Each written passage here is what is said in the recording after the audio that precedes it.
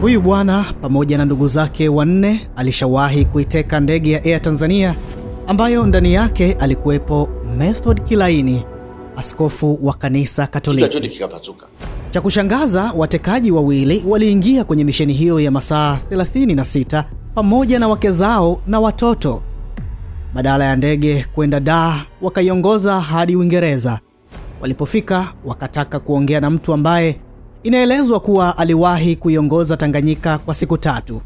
Si mwingine bali ni Oscar Kambona. Ilikuwaje? Na huyo Kambona ambaye hatajui sana ni nani? Agosti 13 mwaka 1925 katika kijiji cha Kwambe kusini mwa Tanganyika alizaliwa Oscar Satiel David Kambona. Baada ya elimu ya awali akaenda Dodoma Alliance Secondary kusoma kwa ufadhili kutoka kwa askofu wa kanisa la Kianglikana kwa sababu alikuwa na uwezo wa kusali sala ya Baba Yetu vizuri tena kwa Kiingereza. Baadaye alienda shule ya Tabora na akasoma pamoja na Rashid Kawawa, Job Lusinde, George Kahama na wengine ambao baadaye walikuja kuwa watu mashuhuri serikalini. Akiwa Tabora, Kambona akafahamiana na Julius Nyerere ambaye alikuwa ni mwalimu wa biolojia na Kiingereza katika shule ya St. Mary's Tabora. Ilipofika mwaka 1948, Kambona akahitimu na akajiunga na chuo cha ualimu na baadaye akaenda kufundisha shule ya Alliance Dodoma ile aliyoisoma. Lakini alipofika mwaka 1954 akaamua kuingia rasmi kwenye siasa za ukombozi. Siku moja alienda kuomba kazi ofisi za TANU.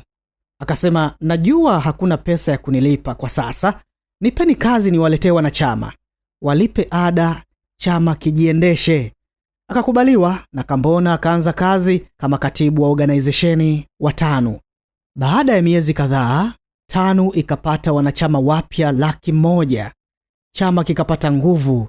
Ndipo hapo Kambona akawa mtu namba 2 kwenye chama akiwa katibu mkuu wa TANU. Kambona akawa namba 2 katika chama. Wanachama wakamshangilia kwani alifanikiwa kufungua akaunti ya kwanza ya benki ya TANU. Mpaka kufikia mwaka 1955, timu ya wapigania uhuru iliongozwa na Julius Nyerere, Oscar Kambona, Bibi Titi Mohamed na Sheikh Suleiman Takadir aliyekuwa kiongozi wa wazee wa wakati huo. Mwaka 1957, kwa ufadhili wa serikali ya kikoloni, Nyerere akamtaka Kambona aende kusoma sheria chuo kikuu cha Middle Temple Uingereza, ili Tanganyika ikipata uhuru, Kambona asaidie kuandika katiba ya uhuru, Independence Constitution. Akaenda, na akiwa huko mwezi Juni mwaka 1957, shirika la utangazaji la Uingereza BBC likaanzisha idhaa ya Kiswahili na Kambona akawa Mwafrika wa kwanza kutangaza uwepo wa BBC Swahili. Huu ni mji wa London. Leo kwa mara ya kwanza BBC London inawasalimia wenyeji wote wasemao Kiswahili katika lugha yao wenyewe. Salamu alaikum. Twatumaini kwamba mtasikiliza vyema kila Jumanne na Alhamis. Akiwa ng'ambo, Kambona aliendeleza harakati za TANU, huku chumba chake kikiwa ni kama ofisi ndogo za TANU, kwani wapigania uhuru wengi wa Afrika akiwemo Nyerere mwenyewe walipofika jijini London walifikia chumbani kwake. Akiwa huko London Novemba 19 mwaka 1960, Kambona akafunga ndoa na Flora Morio aliyekuwa Miss Tanganyika na binti wa Chifu Mareale wa Moshi, huku Julius Nyerere akiwa msimamizi. Mwaka huo Kambona akahitimu, akarudi Tanganyika na moja kwa moja akaenda kwenye bunge la Tanganyika. Akiwa katibu wa TANU, Kambona aliongoza majadiliano ya uhuru kati ya serikali ya Uingereza na TANU yaliyofanyika mapema Machi 1961, wakijadili juu ya tarehe ya uhuru, na hatimaye Disemba mwaka huo Tanganyika ikawa huru. Jubilation was unbounded in Dar es Salaam. Baada ya uhuru, Kambona akawa mmoja wa mawaziri wa kwanza wa Tanganyika huru. Watanganyika wengi walitegemea nafasi zote za juu serikalini na taasisi zake zingeshikwa na wazawa. Lakini hatua ya Mwalimu Nyerere ya kuomba na kukubaliwa na Malkia wa Uingereza Kumwongezea gavana wa kizungu muda wa kubakia nchini kusimamia serikali haikukubaliwa na baadhi ya wanasiasa, akiwemo Christopher Kasanga Tumbo, aliyekuwa kiongozi wa chama cha wafanyakazi wa reli. Tumbo alitishia kuitisha mgomo nchi nzima. Ndiposa mwaka 1962 Nyerere akaona afanya jambo, akampeleka jijini London kuwa balozi mpya wa Tanganyika.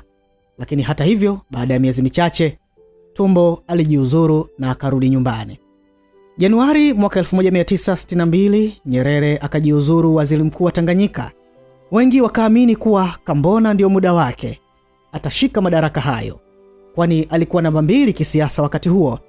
Lakini Kambona alipata upinzani mkubwa kutoka kwa mawaziri wenzake, na mwishowe Nyerere akamteua Rashid Kawawa kuwa waziri mkuu. Kwenye panga pangua, Kambona akaenda kuwa waziri wa mambo ya ndani kutoka kuwa waziri wa elimu. Mwandishi nguli na mwanahistoria Mohamed Salum anasema jambo hilo Kambona hakulipenda. 1962 baada ya Nyerere kuapishwa kuwa rais wa Tanganyika, akamteua Kambona kuwa waziri wa mambo ya nje. Kambona akapata nafasi ya kuwa mwenyekiti wa kamati ya kisiasa ya Afrika ya kuandaa mkataba ulioanzisha Umoja wa Mataifa ya Afrika, yani OAU. Na hata baada ya OAU, Tanganyika iliteuliwa kuwa makao makuu ya kamati ya ukombozi wa Afrika. Kambona akawa mwenyekiti wa kamati hiyo. Mwaka 1963 Kambona alifanya mageuzi kadhaa kwenye vyombo vya ulinzi. Kikosi cha ujasusi cha polisi kilichoundwa na wakoloni, Special Branch, kilivunjwa na badala yake iliundwa idara mpya ya usalama wa taifa. Vijana kutoka Umoja wa Vijana wa TANU wakaingizwa ndani ya idara hiyo. Pia Kambona alifanya mabadiliko ya jeshi la Tanganyika lililofahamika kama Tanganyika Rifle. Akawapandisha vyeo wa Afrika ili washike vyeo ambavyo bado vilikuwa vinashikiliwa na wazungu. Maofisa wa Kiingereza hawakupenda kicho kitu, na hawakupenda zaidi baada ya Kambona kuwashawishi maofisa wa TANU kuwapeleka vijana 60 nchini Israel kupata mafunzo ya kijeshi. Kitendo hicho pia kikamuudhi Patrick Sholto Douglas, aliyekuwa brigedia wa jeshi la Tanganyika Rifle. Siku chache baada ya mapinduzi ya Zanzibar, alfajiri ya Jumatatu ya Januari 20 mwaka 1964, yakatokea maasi ya kijeshi. Wanajeshi 15 wa jeshi la Tanganyika wa kambi ya Kolito Barracks, kwa sasa ni kambi ya Lugalo, waliasi na kuwakamata maafisa wa Kiingereza na baadhi ya Waafrika. Kikundi kingine kilienda Ikulu kumlazimisha Rais Nyerere akubali matakwa yao. Wakati wale askari wako Ikulu pale, kuna mmoja akenda kwa Jublusinda akamwambia, sisi bwana hatuna ugomvi na Nyerere kabisa, lakini sisi tunachotaka hawa wazungu, sisi tumeshapata nchi yetu, nini wanabakia kwenye jeshi letu, kwa nini waondolewi? Mkuu wa usalama wa taifa Charles Mzena akawaambia madai yao wayapeleke kwa waziri Kambona, na wakati huo bodyguard wa Mwalimu Nyerere Peter Bwimbo akafanya mpango wa haraka wa kumtorosha Mwalimu na makamu wake Rashid Kawawa hadi Kigamboni, ambapo walifichwa kwenye nyumba ya mzee Kizwezwe katika operesheni hiyo iliyoitwa Operation Magogoni. Mzee Kitona Kondo yeye alikuwa ndo msaidizi wa Kambona wakati ule. Mzee Kitona Kondo kaniambia mimi uso kwa macho, asema Nyerere tulimtoa sisi Ikulu kwa kutumia gari la taka. Mimi nikamuuliza Mzee Kondo, nikutaje nitakapoandika habari hizo, wakati ndo nafanya utafiti wa kitabu cha Science, nikutaje kwa wewe? Akasema nitajwa na tatizo. Na Kambona ndiye Yesu. Kwa siku 3 ndio naweza kusema alishikilia nchi. Yaani kama Mwalimu tuseme, tunasema kuwakilisha Mwalimu kwa siku 3 alikaa nani? Basi tutasema Oscar Kambona. Bako Oscar Kambona alikuwa kila baada ya nusu saa sauti yake utasikia TBC anaeleza haliko hivi. Yeye ndio alikuwa anazungumza na wale askari walioasi. Waasi hao wakataka Kambona akaongee nao jeshini, na alikwenda na akawatuliza. Ndiposa Nyerere na Rashid Kawawa wakajitokeza hadharani. Akaulizwa Mwalimu Nyerere, ulikuwa wapi siku zote 3? Akasema, nilikuwa Dar es Salaam. I was in Dar es Salaam. Watu ambao hawakujificha ilikuwa Kambona, Job Lusinde na Boki Munanka. Na kwa kweli haikuwa kupindua serikali. Baadaye waasi walilianzisha tena, hivyo ikabidi maasi hayo yazimwe kwa msaada wa Uingereza na baadaye wa Nigeria. Kwa hiyo hali jeshini haikutengamaa, kwani zilisambaa taarifa kuwa Christopher Tumbo aliandaa njama za kuitingisha serikali. Nyerere akaiomba Uingereza ije isaidie kuwanyang'anya silaha waasi. Baada ya maasi ya jeshi kuzimwa, taarifa zikaanza kusambazwa kuwa Kambona alihusika moja kwa moja na uasi huo. Mwalimu na Kambona walikwenda Uingereza. Gazeti la Daily Telegraph likaandika kuwa Kambona amehusika na ule uchochezi kuasi. Haya nasemwa wapo kwenye kikao cha serikali. Mwalimu yupo na Kambona kama waziri wa mambo ya nchi za nje. Kambona alilia machozi kabisa. Maana kaona uchungu, kwa nini wanamzulia. Mwaka 1964 Kambona akawa mjumbe aliyesaidia kuziunganisha nchi mbili, Tanganyika na Zanzibar, na akawa mmoja wa mawaziri wa kwanza wa Jamhuri ya Muungano wa Tanzania. Na Kambona alikuwa ni mmoja wa mawaziri wachache sana waliokuwa wanajua mchakato wote wa muungano kwa undani. Kutokana na staili yake ya nywele na urahisi wa kufikika na vijana, watu wakazidi kumpenda. Mwaka 1965 likapangwa baraza jipya la mawaziri. Kambona akatolewa wizara ya ulinzi na mambo ya nje, akapelekwa TAMISEMI. Wengi wakaona ni kama Nyerere anampunguzia madaraka Kambona na anazidi kumsogeza mbali. Lakini Kambona akaendelea kupiga kazi. Februari 5 mwaka 1967, Rais Nyerere alitangaza azimio la Arusha, nyaraka ya 5 iliyokuwa na lengo la kujenga taifa la kujitegemea la kijamaa, na Kambona alikuwa katibu wa kikao kilichopitisha azimio hilo. Mwezi Juni mwaka huo yakafanyika tena mabadiliko ya baraza la mawaziri. Kambona akatoka TAMISEMI hadi waziri wa serikali za mitaa na maendeleo vijijini, na wengi wakaona sasa ni muda wa Kambona kujitafakari, kwani Mwalimu anazidi kumsogeza mbali. Inaonekana Kambona hakukubali cheo hicho, kwani hakuonekana kwenye hafla ya uapisho, na muda mfupi tu akatangaza kujiuzulu nafasi zote serikalini na kwenye chama, akidai kuwa amejiuzulu kwa sababu za kiafya. Julai mwaka 1967, kwa kuwa Kambona alikuwa ni mtoto wa mjini, alitonywa na marafiki zake kwamba kuna mpango wa kumkamata na kuwekwa kizuizini. Akapanga mpango wa kutoroka nchini.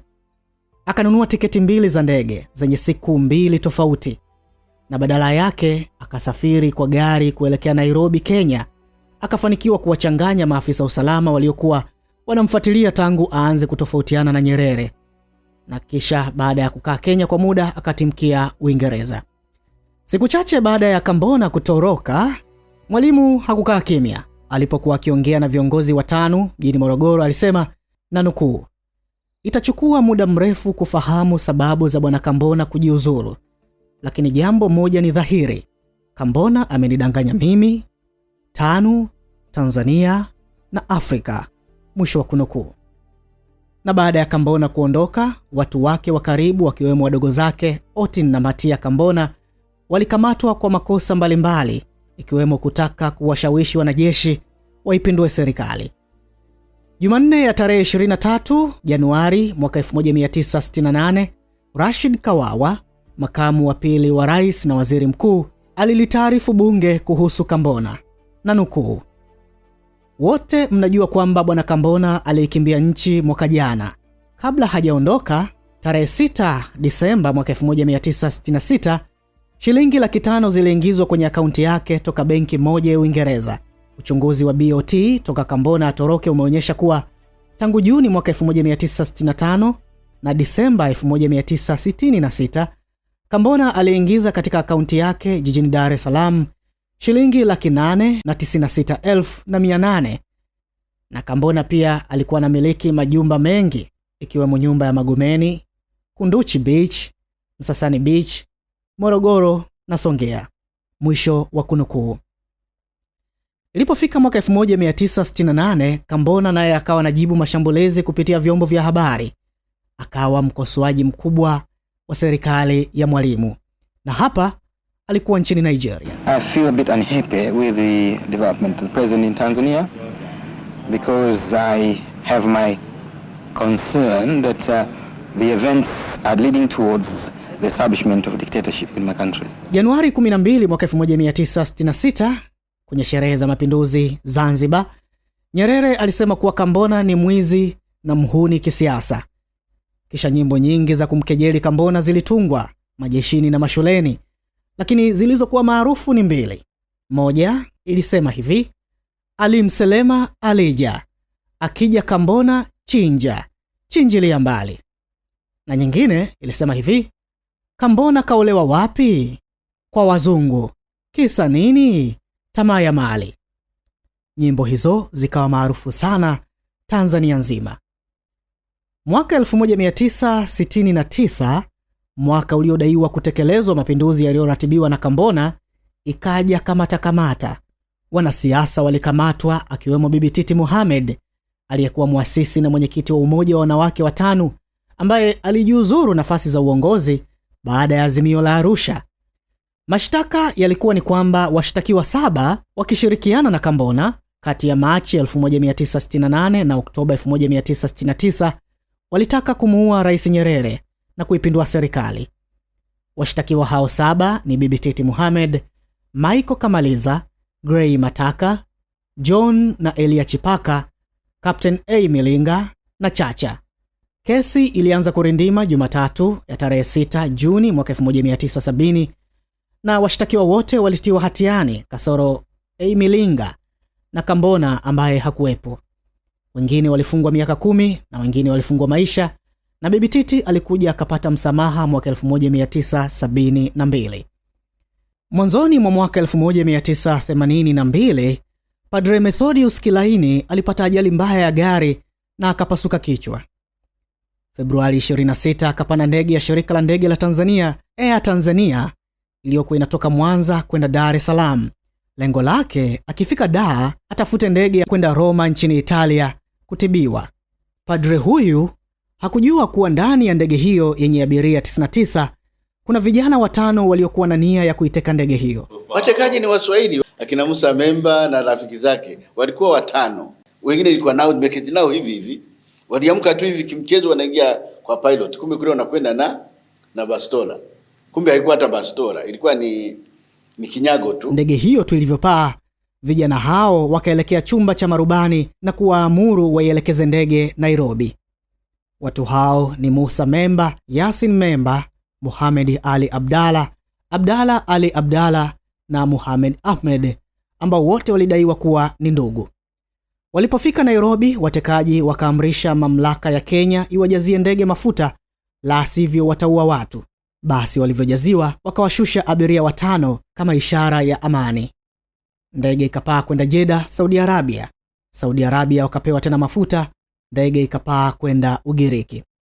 Watekaji hawakuwa na silaha halisi, waliingia ndani ya ndege na silaha feki, ila walienda kuzichukua silaha halisi ndani ya chumba cha marubani, ambazo ilikuwa ni kawaida kwamba abiria walikuwa wanazikabidhi kwa rubani kabla ya safari.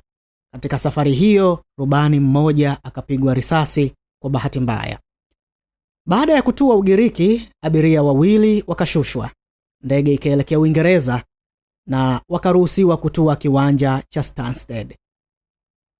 Walipotua tu, watekaji wakaomba kuongea na waziri wa mambo ya nje wa Uingereza, balozi wa Tanzania nchini Uingereza na mwanasiasa Oscar Kambona.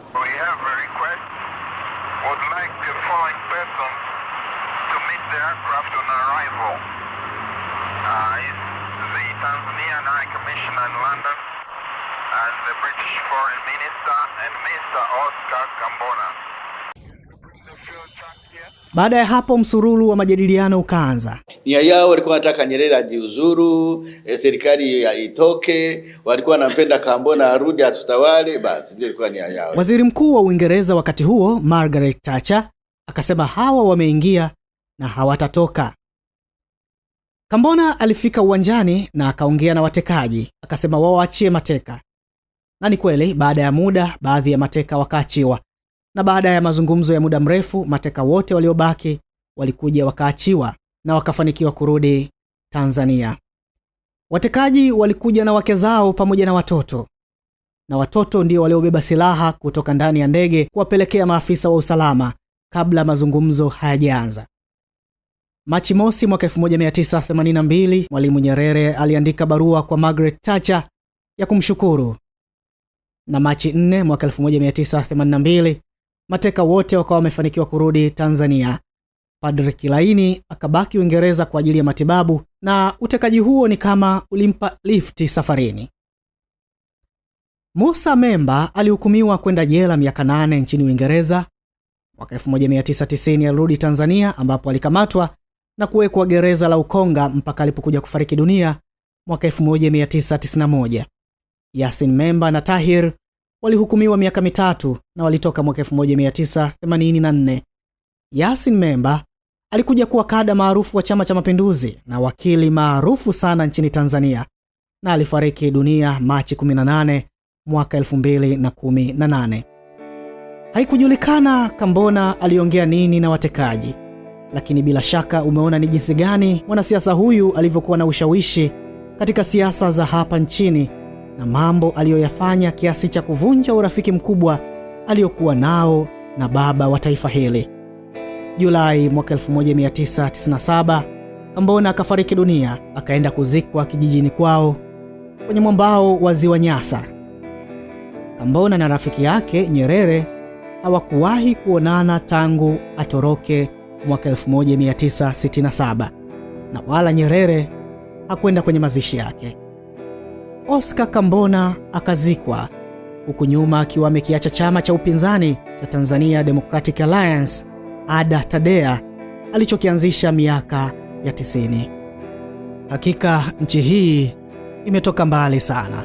Nite MC Shonde Live.